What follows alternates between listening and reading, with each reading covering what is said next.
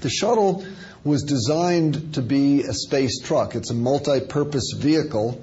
We've done a tremendous number of different things with it. It's the most versatile space vehicle that has ever been built.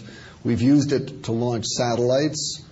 We've used it to repair satellites in orbit and put them back into orbit. We've used it to capture satellites and bring them back to Earth for repair. We've outfitted it with the Space Lab built by our European partners and used it before the era of the space station to do scientific research. We used it as part of our partnership with the Russians, which is still continuing, first as part of the Mir space station, where we actually prolonged the useful life of Mir by several years through logistical supply visits with the shuttle.